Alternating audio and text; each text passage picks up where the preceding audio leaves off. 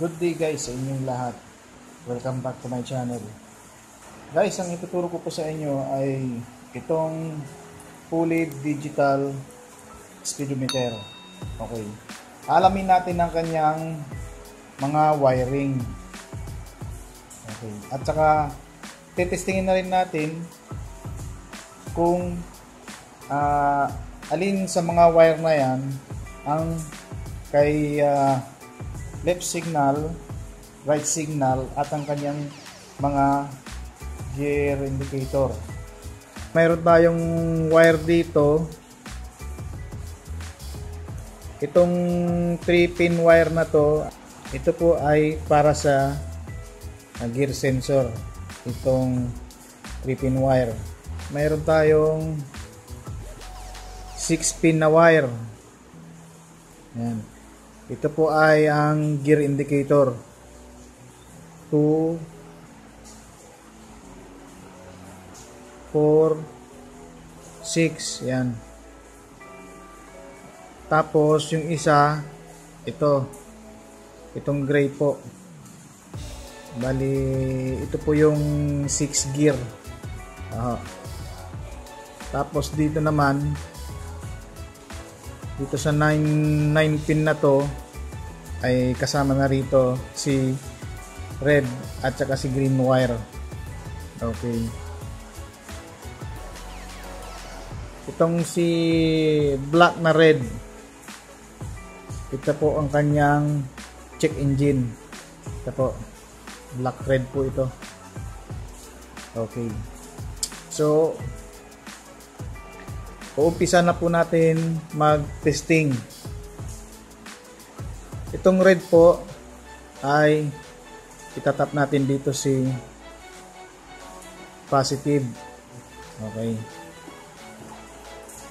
Kung ikakabit nyo po ito, sa positive nyo po ito itatap yung direct sa battery po. Okay. At ang negative po ng speedometer ay itong green. Ito po. Okay. So dito po natin itatap si negative. Yan. So, check nyo po. Yan. So ang gagana po dito kapag may kabit nitong dalawa ay ang orasan. Ito po ang kanyang orasan. Okay. Si accessory wire po ay black. Ito po. Ito po ang kanyang wire. Ito po yung accessory wire. Bali itong wire po na to ay itatap nyo sa accessory wire. Okay. So gagamit po tayo ng isa pang wire at ilalagay natin dito sa positive. Ayan. So, nakakabit na. At saka natin tutusukin dito si black. Ayan. At magkakaroon na siya ng ilaw. Okay. So, yan po. Nakita nyo po. May ilaw na. Lalagyan ko muna ito ng tape. So ito po ay pwede nyo ng pagpalit-palitin ng ilaw. Yan. Yan. May blue, may green, may red. Yan. At sa balik sa dati. Bali po 7 color po ito. Okay. Testingin na po natin itong mga gear indicator nya. Itong 6 na wire. Bali, ito po ay nakakabit sa socket na may 6 pin. Okay. Tinanggal ko lamang siya. Okay. At sa pagtesting yan, gagamit ulit tayo ng test light. Okay, dahil wala na tayong wire. Itong alligator clip po, ilagay po natin dito sa negative upang matesting natin itong kanyang mga gear. Okay, dahil Dahil itong mga wire ng gear ay positive po ito. Oh. So, umpisan natin dito muna.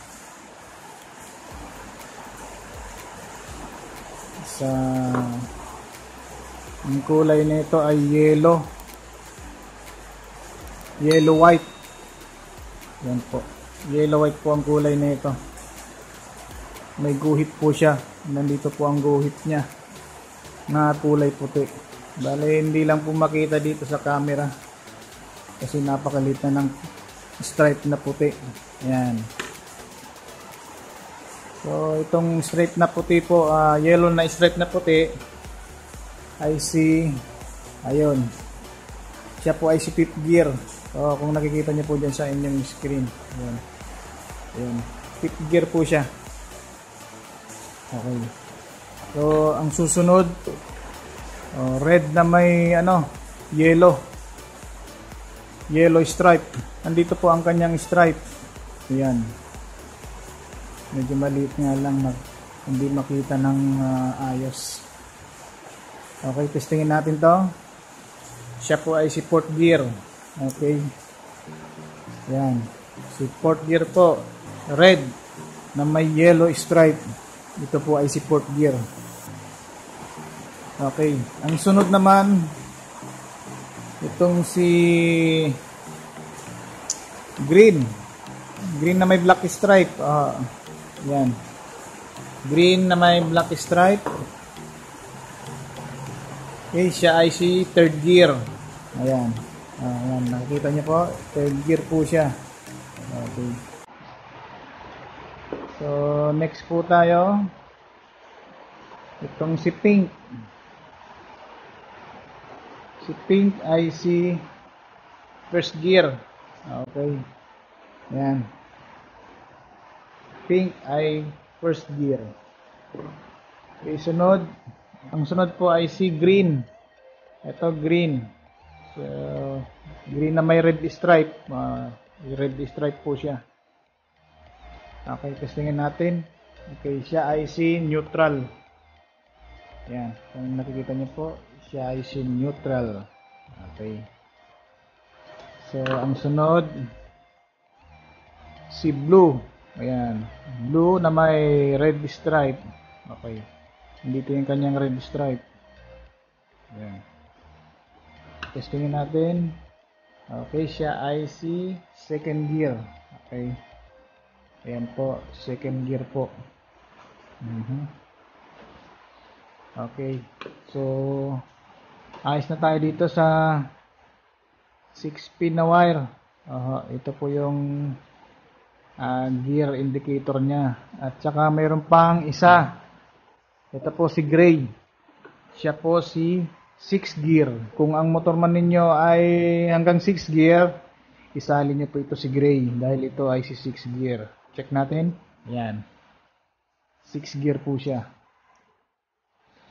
Okay. At saka itong isa po si black. Yan po, black na may red stripe po. Yan. Black na may red stripe. Okay, testingin natin. Siya po ay si check engine. Ayan po. Kung nakikita niyo po yan. Check engine po yan. Ayan. Dito tayo sa 9-pin wire. Okay. Unahin natin dito. Dito muna tayo. Kay orange. Ito po si orange. Yan. Si orange po yan. Pero bago po muna yan, ay itong alligator clip ay ililipat natin dito sa positive. Yan. Sapagkat itong wire ng 9-pin ay negative po yan. Opo. Okay. Dito tayo kay orange wire. Okay, check natin. Siya po ay si left signal. Ayan. Left signal po siya. Okay. Yung nasa gitna naman, ito. Yan. Ito po ay blue wire. Okay. Blue wire, siya po ay si high beam. Yan. Okay. Si high beam po ay si blue wire. Okay. Kasunod po noon, dito naman, si light blue. Okay. Ito si light blue. Siya ay si right signal. Okay. Yan. Yan po si right signal. Okay. Siya po ay si light blue. Okay. Ito po si light blue ng right signal. Okay, sunod po tayo dito. Ito na may blue na may white stripe po. Yan, kung nakikita niyo po. Blue na may white stripe. Okay. Check natin. So, wala siyang reading. Tingnan natin sa negative. Okay, wala ring reading. Okay. Guys, itong si blue na may white stripe ay fuel sensor po or gas sensor. Opo. Siya po yung makikita natin dito na kapag konti ng inyong fuel level ay malapit na siyang mag-empty. Okay. Kung wala man lang kayong gas sensor or fuel level indicator na wire doon sa inyong motor, ay pwede nyo po itong itap. Pwede nyo po itong itap sa negative wire. Isabay nyo po dito sa negative wire.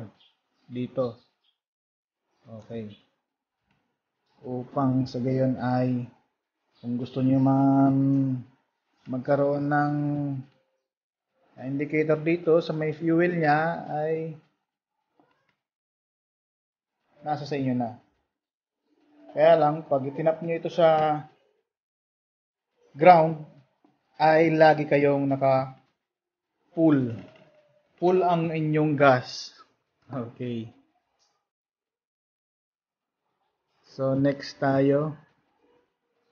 Itong nasa gitna. Bali ito yung wire nya. Ito ay green yellow ba yun? Ayan guys. Yan, green yellow po. Ito po. Ito po yung nasa gitna, yung banda rito po, yung nasa gitna. Dito po siya. Yan. So kung ating itatap dito ay magkakaroon lang siya ng ilaw ang ating tester. Pero ito po ay water temperature po ito. Itong nasa gitna na ito. Na ang kulay ng kanyang wire ay green na may stripe na yellow. Ito po 'yun. Green na may stripe na yellow. Ito yung nasa gitna. Okay. Sunod po ay dito tayo. Ito po, blue na may yellow. So yung kanina po ay si blue na may white stripe. Yun, blue na may white stripe. Siya po ay si fuel level. Dito naman ay yellow. Blue na may yellow stripe. So, ito po si RPM po ito. Si RPM po yan. Itatap natin dito. Wala po siyang reading. Okay. So, itong si blue na yellow stripe ay itatap niyo po ito sa ignition coil. Sa kanyang positive na ignition coil. Okay. Para magkaroon kayo ng reading ng RPM. Dito po. Yan. At ang huli ay itong si 3-pin. Ito po ang kanyang gear sensor. Ito pong ating digital speedometer ay may kasamang gear sensor. So, may sakit din yun na tatlo. Isasaksak na lang po siya dito. May kasama siyang magnet. So ilalagay niyo po yun doon sa may disc brake niya. Doon niyo po ididikit yun doon yung magnet niya upang mabasa ni sensor ang takbo ng ating motor. So guys, ganun lang po ang pagtesting ng digital speedometer. So sana po ay may natutunan po kayo sa araw na ito. And don't forget to like, share, and subscribe to my channel. At click na rin yung bell button icon upang lagi kayong updated sa aking mga video tutorials. So hanggang dito na lang po guys. At see you next video. Okay. Ito po ay kakabit ko sa Kawasaki Fury. Okay. Abangan nyo na lang po. Goodbye.